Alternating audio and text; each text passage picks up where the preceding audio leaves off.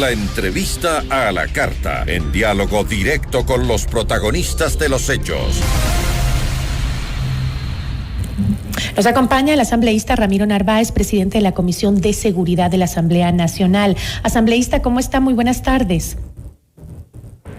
Muy buenas tardes, un gusto poder saludarles. Efectivamente, el día de hoy en la mañana, con 8 votos a favor, se aprobó el informe para el primer debate del uso legítimo de la fuerza. Ahora, asambleísta, quisiéramos conversar un poco de cómo está la construcción justamente de este informe y sobre todo lo que más preocupa a la ciudadanía y a muchos expertos en el tema es que si se lo ha construido con un enfoque en derechos humanos. Qué importante su pregunta. Mire, todas las leyes, especialmente aquellas que están vinculadas con seguridad, tienen que tener un grado de legitimidad.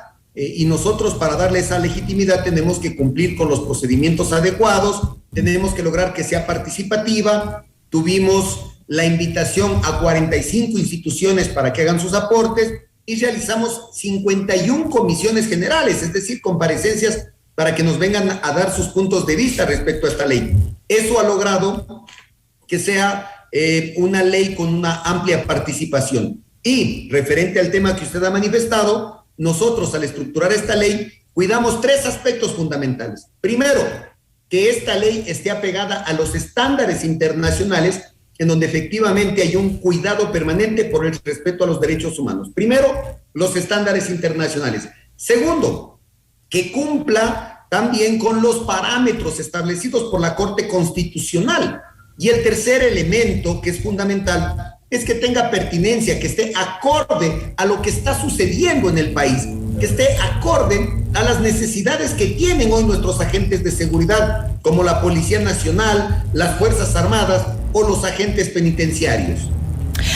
Ahora, asambleísta, considerando la experiencia que hemos podido ver en países con leyes un poco, digamos, más flexibles sobre el uso progresivo de la fuerza, como es los Estados Unidos, donde cada año mueren más de 1,000 personas por la acción justificada o no de la policía, ¿cómo funciona y cuáles son los límites de la presunción de inocencia en casos de este uso de la fuerza letal por parte de agentes del orden público? Sí, mire, lo que está establecido o lo que se ha clarificado en esta ley, porque había normas que ya lo manifestaban, pero un policía en cumplimiento de sus funciones para salvaguardar la vida propia o la vida de su víctima y en ese proceso dispara y fallece el delincuente, no puede ser sentenciado. Evidentemente, tiene que generarse un proceso de investigación, eso es inevitable, pero en el cumplimiento de la normativa dentro del marco legal no puede ser sentenciado. Eso va a dar mayor tranquilidad para que los policías puedan actuar. Y evidentemente, siempre estamos pendientes de que esta herramienta no sea mal utilizada y no se vaya a constituir en un elemento que se lo utilice en contra del propio pueblo, como por ejemplo las extralimitaciones o los abusos que se pueden generar en manifestaciones pacíficas, en protestas sociales que son un derecho de la ciudadanía. Ya más adelante vamos a hablar sobre ese tema de las protestas sociales, que también es muy importante porque ahí también hay un tema clave en cuanto a que dónde está el abuso o el uso de la fuerza, ¿no? Pero sobre el mismo tema que hablábamos, ¿cómo puede o si no se analizó dentro de este informe, cómo podría afectar a los procesos esos de investigación el que un agente del orden sea considerado inmediatamente inocente luego de un caso en donde, o sea, que no sea sentenciado? Todo proceso o todo evento en donde se hizo la utilización de la fuerza por parte de los agentes de seguridad tiene que ser investigado. Eso es inevitable. La presunción de inocencia la tenemos todos los ecuatorianos. Pero el que yo sea integrante de las Fuerzas Armadas o de la policía o de los agentes penitenciarios no me excluye de estar sujeto a un proceso de investigación. Entonces, ahora, si es así, asambleísta, ¿sí podrían los agentes ser sentenciados por el uso letal de la fuerza si no se comprueba la necesidad de esta acción en el hecho que se analiza? Efectivamente es así, porque caso contrario podría generarse excesos y no serían investigados. Ahora, sí es importante garantizar en esos procesos la experiencia y el conocimiento, por ejemplo, de los fiscales. En esta ley estamos estableciendo claramente que se deben preparar a fiscales especialistas en el uso de la fuerza. ¿Por qué? Hoy día, varios policías que en cumplimiento de su deber han hecho uso de la fuerza, legítima de la fuerza, hay una confusión en los fiscales en cómo proceder en esos casos. Y un elemento adicional a los fiscales especializados es que esta ley establece que el eje de justicia también tiene que ser sujeto a procesos de capacitación para que puedan manejar adecuadamente estos casos. Esta ley lo que busca es salvar vidas, no es una carta abierta para disparar. Nuestros policías no salen a disparar, pero sí necesitan tener elementos que les den tranquilidad para que cuando cumplan sus funciones sean procesados de manera adecuada. Ahora, y dentro de este informe que se acaba de aprobar para la ley, ¿cuáles serían esos límites establecidos que plantea el proyecto entre el uso proporcional de la fuerza y el abuso de poder de las autoridades? ¿Me puede dar un ejemplo? Mire, está claramente establecido a través de los estándares internacionales y las sentencias de la Corte. Un elemento que yo le puedo manifestar es que en protesta social, en una movilización de un determinado gremio, de una determinada asociación, de un determinado sector de la población, por ejemplo, no se pueden utilizar armas letales. No podemos permitir que el uso de armas letales sean utilizados para reprimir a un sector que tiene el legítimo uso de su derecho a protestar. Ese es un elemento de los límites que hay. Otro elemento importantísimo que es importante mencionarlo porque ahí más se trata de una leyenda urbana, es que el policía cuando está frente a un delincuente tiene que seguir los niveles o los distintos niveles de uso de la fuerza de manera progresiva. El nivel 1, por ejemplo, es la sola presencia del policía, y el nivel 6 es el uso de un arma letal. El policía no necesariamente tiene que seguir desde el nivel 1 cronológica y secuencialmente hasta el nivel 6. Cuando el hecho es peligroso, cuando el hecho evidencia que está en riesgo la vida del policía o de la víctima, el policía puede automáticamente iniciar su proceso desde cualquiera de los niveles. Si es que la situación lo amerita, puede incluso hacer uso del nivel 6, es decir, se elimina esa duda de que tiene que ir progresivamente hasta llegar al nivel más alto. Si la situación amerita una intervención inmediata del policía, él puede hacerlo. Y otra leyenda urbana que había en la población era que tenía que esperar a que primero dispare el delincuente. Eso también es falso. O que si el delincuente tenía un cuchillo, para que sea proporcional, el policía tenía que hacer uso también de un cuchillo. No es así. Si un delincuente tiene un cuchillo y está en riesgo la vida de una persona, el policía puede actuar de inmediato y utilizar un arma letal. Un ejemplo claro de eso, asambleísta, sería lo que pasó en Ibarra, que vimos con terror en las redes sociales, como una mujer embarazada con un hombre armado con un cuchillo murió frente a varios policías que no dispararon en contra del criminal que terminó con la vida de esa mujer que estaba embarazada incluso. Ese sería un buen ejemplo, ¿no? Es decir, no porque el hombre estaba con un cuchillo, el policía con una pistola, no es que no podían medir las fuerzas. El policía tenía que atacar en ese momento y no lo hizo. Sí, efectivamente, todos los casos son particulares y se tienen que analizar de manera individual, pero su ejemplo también me permite mencionar otros elementos. De nada sirve una ley, por bien constituida que esté, si es que, por ejemplo, esto no va acompañado de procesos de capacitación y de entrenamiento de nuestros policías. Muchas veces nuestros policías desconocen cómo proceder frente a un hecho determinado o no han sido entrenados o capacitados. Imagínese, estimada Gisela, que un policía nos informó que no había hecho uso de su arma desde el 2009. ¿Cómo ese policía puede desarrollar destrezas o puede reaccionar frente a un evento determinado para hacer frente a la delincuencia? En esta ley se establece claramente que deben generarse los procesos de capacitación y de entrenamiento para los agentes de seguridad. Es fundamental, y no solo eso, sino también entregarles las dotaciones, las herramientas, las municiones, las armas, los uniformes de protección, las herramientas de protección también para ellos, y eso se establece también en esta ley.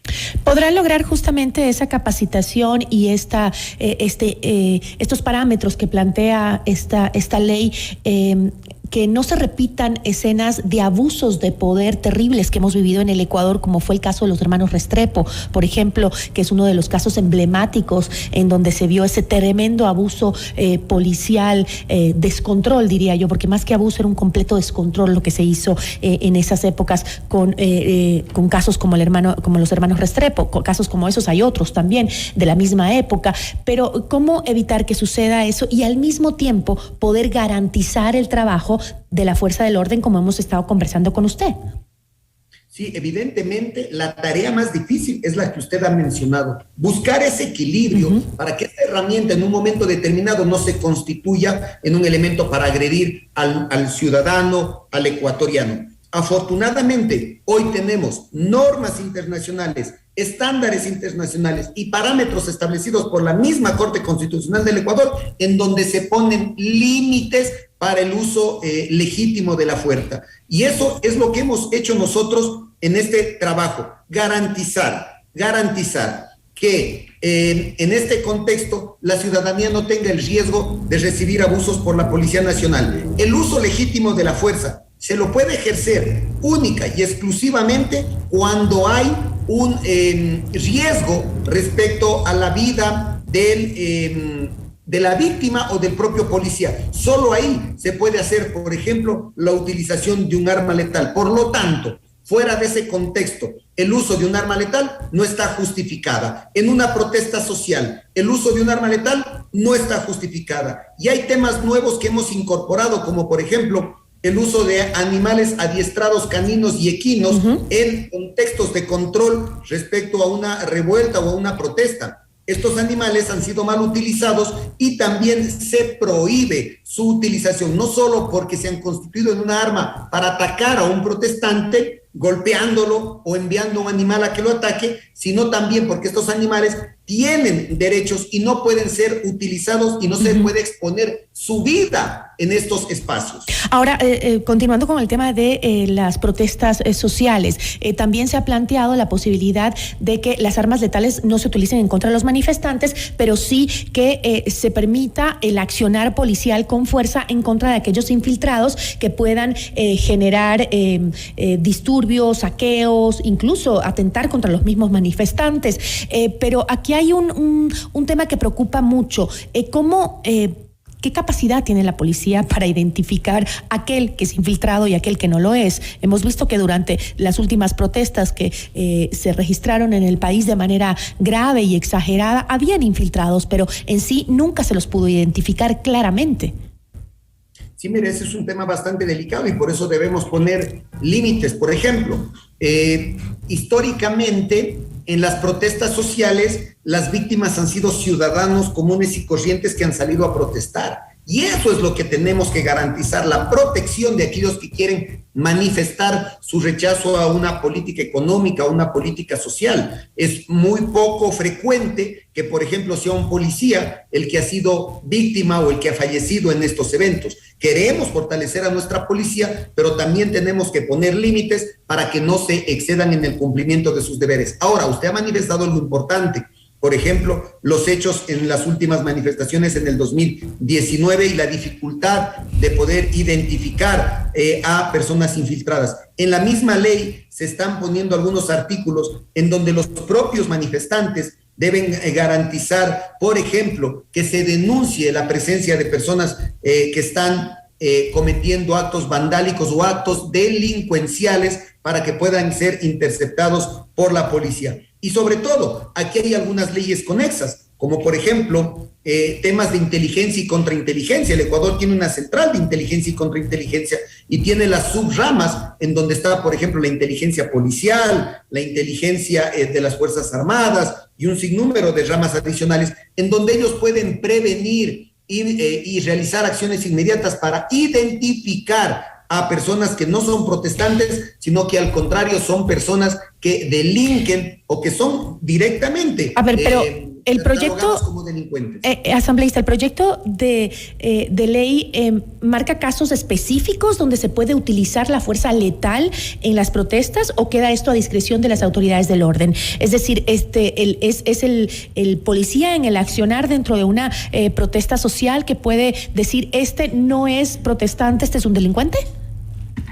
Mire, hay un artículo que hoy día se revisó en el debate y se lo eliminó. Es el artículo número 27, porque podría generarse una confusión. Lo que queda claro es que en la protesta social no se pueden utilizar armas letales. Ahora, hay otros artículos, el artículo 8 de nuestro proyecto de ley, el artículo 23 y el artículo 28, en donde se establece claramente que si hay delincuentes y que están en cualquier espacio, en cualquier entorno, y la policía los identifica, puede interceptarlos y puede hacer el uso de la fuerza. Lo que queremos evitar es de que en algún momento no se vaya a constituir esta facultad que tiene nuestra Policía Nacional, por ejemplo, de utilizar armas letales, no se pueda malinterpretar y se la vaya a utilizar en un contexto de protesta social. Sin embargo, hay 3 artículos en donde se les da las capacidades a nuestros agentes de seguridad de poder actuar cuando identifican personas que tienen armas de manera ilegal o personas que pueden cometer actos que atenten contra la vida de otros ciudadanos o de nuestros agentes de seguridad. Por lo tanto, eso sí va a quedar muy, muy claro en la ley, porque yo insisto, buscamos con esta ley salvar vidas. Primero. Segundo, buscamos darle a nuestros agentes de seguridad la tranquilidad de que pueden actuar frente a actos delincuenciales dentro de una normativa legal. Y tercero, necesitamos garantizar que nuestra ciudadanía no se sienta amenazada por una mala utilización de esta herramienta. Que queda claro también que son 3 instituciones las que pueden hacer uso de la fuerza, y son instituciones con objetivos, con competencias diferentes, y dentro del marco de sus competencias pueden hacer uso de la fuerza. La policía para enfrentar a la delincuencia, nuestras Fuerzas Armadas para el control de armas y la custodia de nuestras fronteras, y los agentes penitenciarios para garantizar la armonía y el control de la seguridad al interior de los centros penitenciarios. Estas 3 instituciones, incluso en determinadas situaciones y en determinados momentos, pueden coordinar acciones conjuntas para poder realizar el uso de la fuerza y enfrentar una situación de riesgo que amenace la vida de los ecuatorianos. Con eso me quedo, asambleísta. Creo que la aprobación de esta ley es básica para seguir la lucha contra la tremenda delincuencia que nos afecta en todo el país, pero la clave para que esa ley sea efectiva es justamente la capacitación de nuestros militares, policías y agentes penitenciarios. Le agradezco muchísimo.